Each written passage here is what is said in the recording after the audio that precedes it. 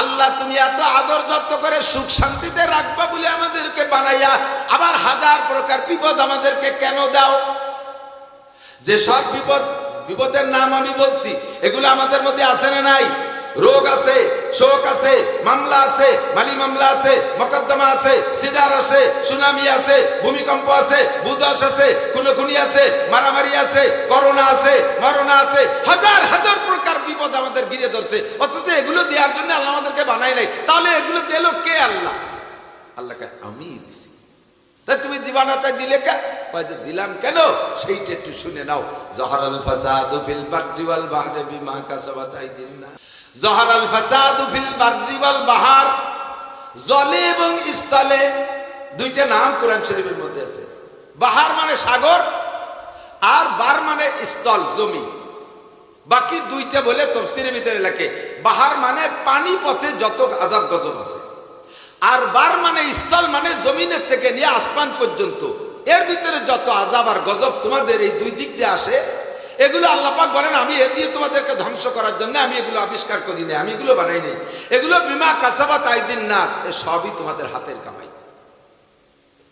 তোমাদের হাত সংযত করো, তোমাদের হাতকে ভালো করে ফেলো, আমি আল্লাহ পাক রব্বুল আলামিন একটাও তোমাদের জড়ি দেব না, সব আমার কাছে ক্লোজ করে দেব।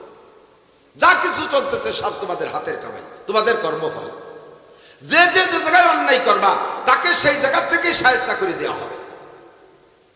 জহরাল ফাসাদু ফিল বাররি ওয়াল বাহার বিমা কাসাবাত আইদিন নাস, কেন করলেন? কয় লিউযিকাহুম বাদাল্লাযী আমিলু, তুমি যে অন্যায় অত্যাচার করেছো, যে গুনাহ করেছো, সেই গুনার প্রতিদানে কিছু তোমারে চাখাই। বুঝলেন? খেয়াল করেন, যাকা ইয়াজুকু মানে চাকনা, আকালা ইয়াকুলু মানে খানা, শারিবা ইয়াশরাবু মানে পান করা। পান করলে পেটে চলে যায়, খাইলে পেটে চলে যায়, চাখে জিব্বে দিয়ে। মহিলারা জল চাখে, একটু হাতের তালুতে নিয়ে জিব্বে একটু দিয়ে থুক মেরে ফেলে দেয়, এর কয় চাখা। আল্লাহ কয় দুনিয়ায় যে তোমাদের কর্মফল যা কিছু দিচ্ছি এগুলো এরকম খাওয়ার পান করার মতো মারাত্মক না, সব চলে যাচ্ছে না, এগুলো জিব্বে যে একটু চাখার মতো, আসল খাওয়ার পান করা রয়ে গেছে পরে। কোন জায়গায়? আখেরাতে। ভালো খাইলো আখেরাত, মন্দ খাইলো আখেরাত, ভালো পান করলে আখেরাত, মন্দ পান করলে আখেরাত। দুনিয়ায় সামান্য রোগ ব্যাধি বালা মুসিবত এই ইত্যাদি দিয়া তোমাদেরকে একটু সামান্য তোমাদের কর্মফল আমি চাখাই। কি জন্য চাখাই? লাআল্লাহুম ইয়ারজিউন, যাতে তুমি অন্যায় থেকে ফিরে আসো, যাতে তুমি অন্যায় থেকে ফিরে আসো। কিন্তু হাজারো বয়ান বক্তৃতা এ যুবক খেয়াল করে না। যেদিন খেয়াল করবি সেদিন খেয়ালে কাজ হবে না।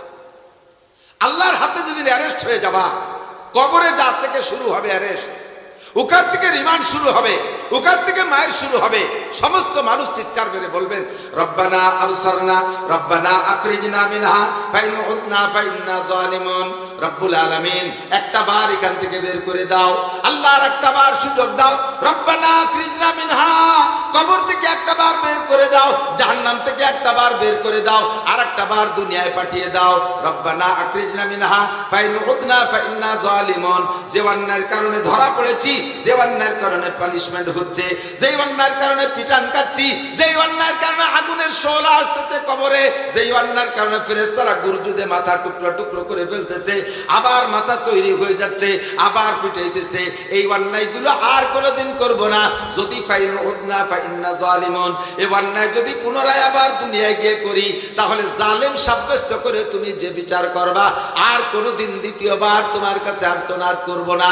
তুমি সে সময় যত পারো বিচার করবা, একটা বার তুমি সুযোগ দাও আল্লাহ। আল্লাহ পাক রব্বুল আলামিন বলবেন ইকসাউ ফিহা ওয়ালা তুকাল্লিমুন, ইকসাউ ফিহা ওয়ালা তুকাল্লিমুন, চুপ, কোনো কথা হবে না, পড়ে থাক এর ভিতরে, আমার সাথে কোনো কথাই বলবি না।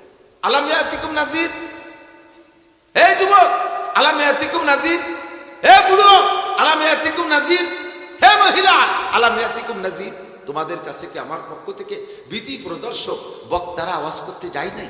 এসব ভয়াবহ কথাগুলো বলে নাই?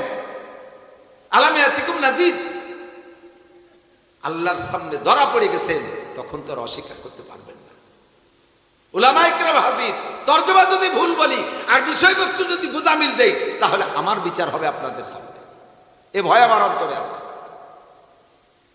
আল্লাহ পাক বলবেন আলাম ইয়াতিকুম নাযির, ভীতি প্রদর্শক যায়নি? আপনি তো আল্লাহর সামনে ধরা পড়ে গেছেন। ফেরেশতারা পিঠ পোড়া দেন, শুধু পিঠ পোড়া তো বাংলাদেশের ভাষা। আল্লাহ পাক বলেন গলার উপর দিয়ে শিকল দিয়া, সুম্মা কি বলা হয়, ফাগুল্লু, গুল্লু বলা হয়, গলার উপর দিয়ে শিকল দিয়া হাঁটুর নিচ দিয়ে সেই শিকলটা ঢুকই দিয়ে গলারে হাঁটুর কাছে টাইট করে বান্ধা।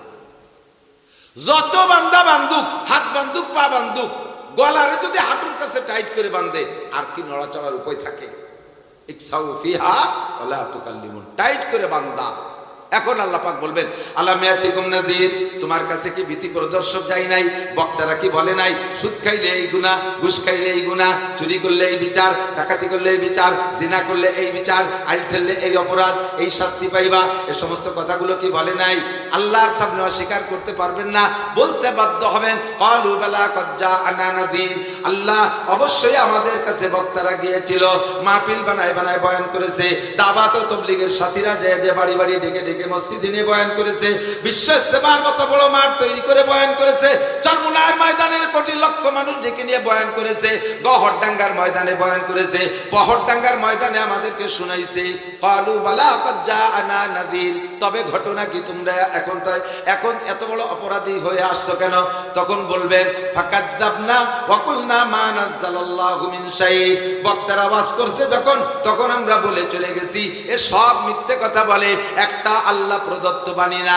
এখন তো দেখি রব্বানা আবসারনা ওয়া সামিনা, সবই দেখতেছি আর শুনতেছি, ফারজিনা নামান সালিহান ইন্না মুকিনুন, আর একটা বার দুনিয়ায় পাঠিয়ে দাও, এখন শতভাগ একই হয়ে গেছে, আর কোনোদিন আমি এই ভুল করব না। আল্লাহ পাক রব্বুল আলামিন বলবেন ইকসাউ ফিহা ওয়ালা তুকাল্লিমুন, আর কথা হবে না, পড়ে থাক। চিৎকার মেরে বলবেন রব্বানা গলাবাত আলাইনা শিকওয়াতুনা ওয়া কুননা কওমান দাল্লিন, আমাদের ভাগ্য খারাপ, দুর্ভাগ্য, কপাল পোড়া, যদি কথাগুলো শুনতাম। ক্বালু লাউ কুননা নাসমাউ আও নাকিলু মা কুননা ফি আসহাবিস সাইর, সেদিন যুবকরা বলবা, হে যুবক যুবতী, সেদিন বলবা যদি উলামায়ে কেরামের কথাগুলো লাউ কুননা নাসমাউ আও নাকিলু মা কুননা ফি আসহাবিস সাইর, সেদিন যদি কথাগুলো কান লাগায় শুনতাম আর বিবেক খাটায় কথাগুলোকে কাজে লাগাইতাম, তাহলে আজকে জাহান্নামের ইন্ধন হইতাম না। সেদিন বলে তো লাভ হবে না, কাজেই সব কথা এখন শুনতে হবে। যে সব অপরাধের কারণে আল্লাহ দুনিয়ায় শাস্তি দিচ্ছে, এই দুনিয়া শাস্তি পর্যন্ত শেষ না, এর আখেরি শাস্তি রয়ে গেছে পরকালে। কথা বলুন ঠিক না? এই অন্যায়গুলো আমাকে ধরায় দিচ্ছে বিশ্বনবী সাল্লাল্লাহু আলাইহি সাল্লাম। আমাদের ভিতরে যে সকল সমস্যাগুলো বর্তমানে দেখতেছি, বলতে গেলে রাতের পর রাত লেগে যাবে, এত সমস্যা আমাদের ভিতরে। নবী পাক বলেন তোমাদের উপরে 4টি গজব, প্রথমে হাদিসের মধ্যে আসছে, হুজুর বলেন 4টি গজব, দেখতে মনে হবে যেন অন্য কোনো মানুষের অপরাধ, বাকি 4টি আল্লাহ প্রদত্ত গজব তোমাদের উপরে আসবে যখন তোমরা অন্যায় করবা। 3টা, একটু মনে করেন, অন্যায় কয়টা গজব? 4টা। 3 অপরাধে 4 গজব। যার মনে চাই অপরাধ করুক, যার মনে চাই গজবের মধ্যে পড়ুক। আমি এতদিন জানতাম না, ভুল করে ফেলেছি।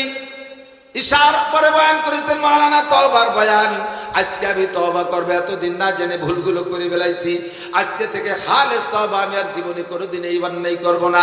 জাগতিকভাবে 4 গজবেও পড়বেন না, আর কিয়ামতের ময়দানে মহা বিপদের মধ্যে পড়বেন না। সেদিন আপনাকে আল্লাহ পাক রব্বুল আলামিন আজকে যদি কথাগুলো অন্তর দিয়ে না শোনেন, চোখ লাগাইয়া কথাগুলো বক্তার থেকে না নেন, আর আমলে যদি না নেন, তাহলে যে অন্যায় করবেন দুনিয়ায় তো বিচার হবেই, আখিরাতে বিচার। আপনাকে অন্ধ করে উঠানো হবে হাসরের মাঠে, হাসরের মাঠে অন্ধ করে উঠানো হবে।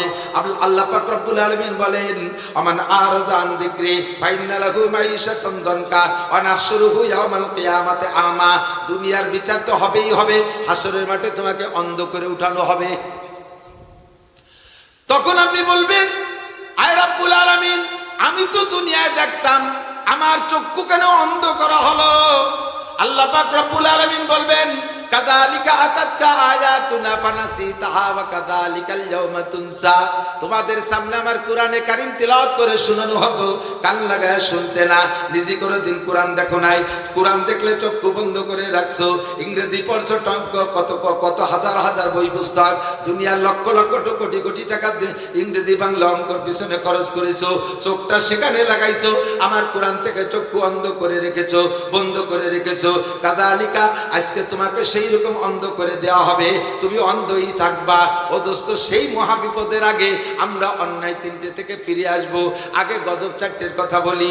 হুজুর বলেন, এক নম্বর গজব, এক নম্বর গজব, ইজা আবগাজাল মুসলিমুনা উলামাহুম ওয়া আযহারু ইমারাত আসওয়াকিহিম ওয়া তানাকাহু আলা জামিদ দারাহিম।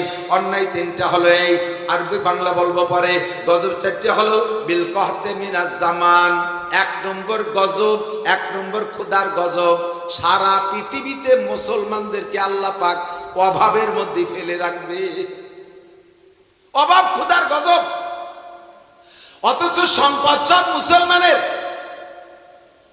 বিশ্বে যত খাদ্যশস্য উৎপাদন হয়, চাল ডাল আলু তেল ফল ফ্রুট, যত খাদ্য সামগ্রী, 200 কোটি মুসলমান, 800 কোটি মানুষের ভিতরে, এই 200 কোটি মানুষের জন্য আল্লাহ পাক টোটাল খাদ্য সামগ্রীর 80% মুসলিম কান্ট্রিতে উৎপাদন করায়। জোরে করেন সুবহানাল্লাহ। 80% খাদ্য সামগ্রী পয়দা হয় মুসলিম কান্ট্রিতে। অথচ মুসলমানদের অভাব। আমরা রাশিয়ার কাছে মুনাজাত পাতি, আমরা ইন্ডিয়ার কাছে থেকে সব খাদ্য চাই, আমেরিকার কাছে টাকা চাই, আর এক দেশের কাছে পয়সা আনতে যাই।